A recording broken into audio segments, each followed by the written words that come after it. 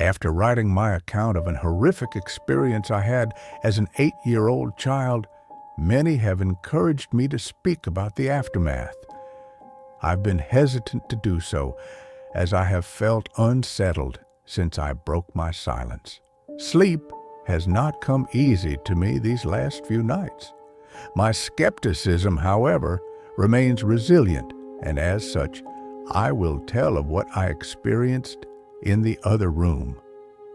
This won't be as long, as what occurred only took place over a few days, but that was more than enough for me.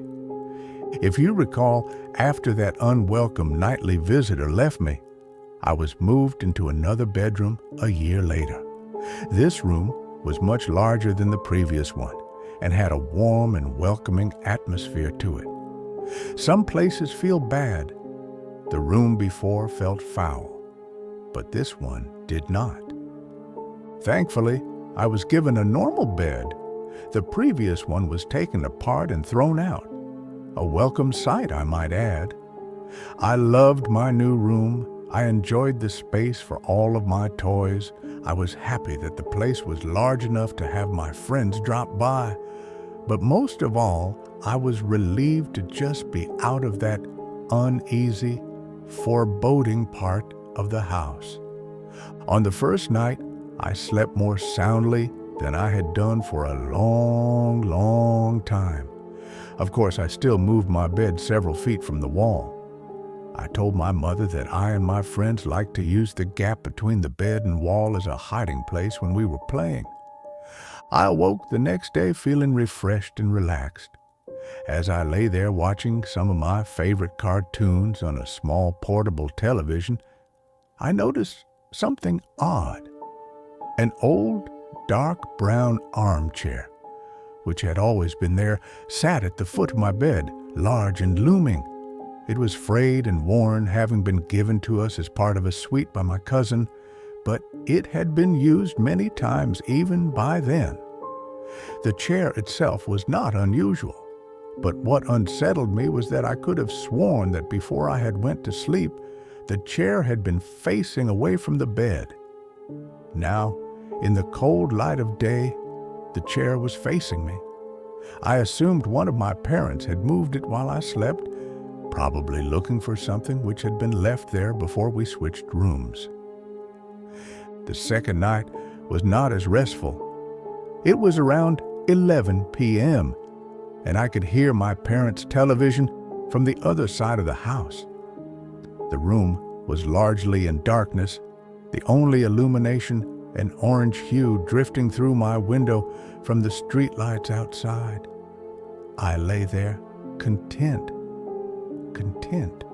until I heard something quiet, yet unmistakable. At first, I thought it was the sound of my own breath, exhaling and inhaling as I rested. But when I stopped for a moment, the quiet, almost inaudible sound of someone else in the room breathing in and out did not cease. It continued rhythmically and without pause.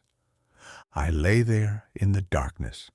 But while I was still recovering from the terror instilled in me from my experiences in my previous bedroom, I was not entirely afraid. The breathing was so distant, and unlike the wheezing I had heard during my encounter with that thing in the wall, that I remained calm. And even at that early age, I believed that it was so subtle that it was probably my imagination playing tricks on me. Still, I took no chances. I stepped out of bed, walked across the room, and turned the light on. The sound had gone. I stared at that old, worn armchair facing the foot of my bed, which was within reaching distance of where I slept, and turned it around to face the other way. I had no real reason to do so, but something about it sitting there filled me with dread. The third night, I was not so fearless. Again, I awoke in darkness. Lying on my back, I stared up at the ceiling, which seemed to happily absorb the dim orange light from the street. The tree outside my window swayed in a calm breeze, casting a strange collection of improbable moving shadows across the room. I could hear nothing but the long and distant hum of the city's night traffic. Just as I began to drift back into sleep, I heard it, a creak from the bottom of my bed, as if something had moved or shifted its weight on the floor. I raised my head, peering through the darkness, but saw nothing strange. Everything sat as it had done throughout the day. Nothing was out of place. I cast my gaze across the room, some comics on the floor, a few boxes which had still to be unpacked, the armchair unmoved, still facing away from the bottom of my bed. There was nothing sinister here. I was now fully awake, glancing over at my television, considering whether or not to enjoy some late-night TV. I'd have to keep the volume low, of course, as my older brother would hear it in the next room and no doubt tell me to switch it off. Just as I sat up fully in bed, I heard it again. A low creak, accompanied by a sound, the sound of the slightest of movements. I looked again at the room. The dim orange shadows cast by the leaves hanging by my window now took on a more menacing form. I still saw no reason to be afraid. I stared at the chair at the end of my bed and saw nothing unusual about it. It's quite common for the mind to take a moment to fully come to terms with what it is seeing.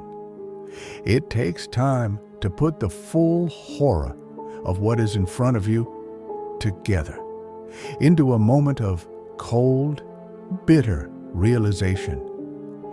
Yes, I was staring at that old worn armchair in the dark, but what I was also staring at was the person sitting in it. In the dim light, I could only see the outline of the back of its head, the rest obscured by the spine of the chair. I sat motionless, staring, praying, hoping that my eyes were being misled by their surroundings. The slow creak of movement as it shifted in its battered throne chilled me to my very core. This was no mere trick of the dark. Then it shifted onto its right side. I knew what it was doing. It was turning to look at me. It was difficult to make out, for even in that room it seemed darker than everything around it. I saw what looked like a collection of long fingers slip over the crest of the chair, and then another.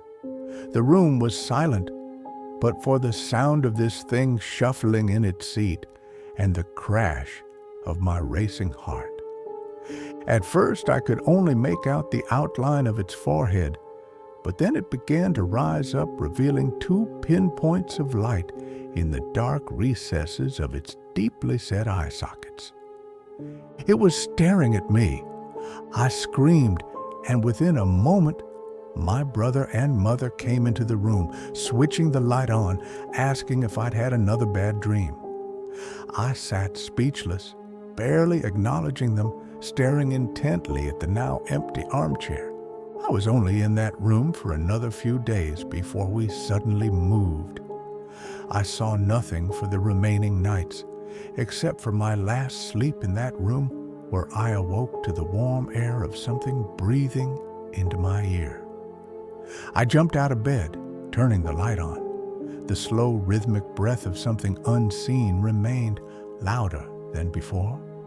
I spent the rest of that night on the couch in the living room. 2 years later, I slept soundly in my bed in our new house. There had been no other incidences, and I was sure I had left behind whatever strangeness had plagued me in that little average suburban home. I was, however, left one parting gift.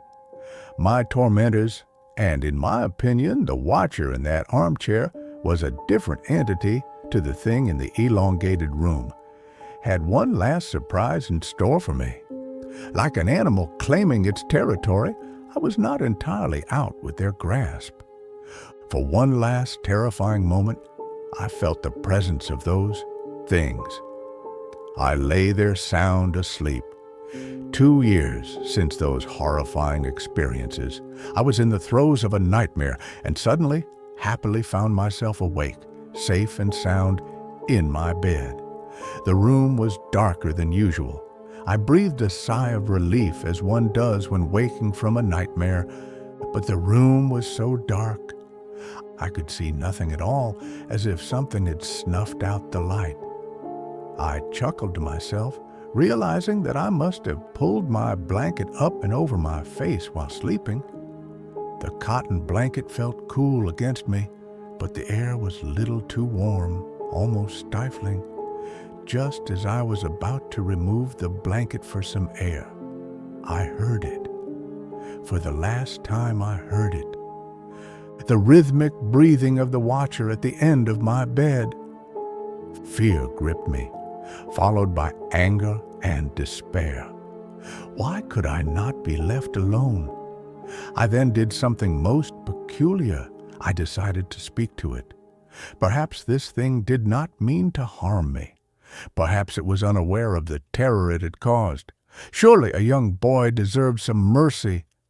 As the breathing grew louder and closer, I began to cry. I could feel its presence on the other side of the blanket, its breath hanging over me like a stagnant wind. Through the tears, I uttered 2 words, words which surely would put an end to all of this. Please stop. The breathing began to change. It became more animated, quicker somehow. I could hear something shuffling next to me, standing close by. The breathing then moved, first back to the foot of my bed, and then slowly across the room, through the door, into the hallway, and then gone. Half crying, half elated, I lay in the still darkness, my face still covered by the blanket. You may consider this a victory of some sort, but I do not. If those things were real, I know now beyond a shadow of a doubt that their intentions were not misconstrued. They were twisted, filled with malice. I would normally never use such a word to describe anything, but it's as close to evil as I hope I ever come. How do I know that? I'll tell you how. Moments after that thing seemed to have left the house. Something pressed forcefully down on top of me, pushing the blanket with great strength against my face. I could feel a large hand with long, thin fingers wrapping the covers around my skull, its nails imprinted upon me like razor-sharp ridges. I managed to slide down into the gap between the bed and the wall, quickly making my escape, clambering and screaming out of my room, waking my family. Make no mistake, that thing in the darkness tried to smother me to death. Curious about what happens next? Check out Part 3 on my channel.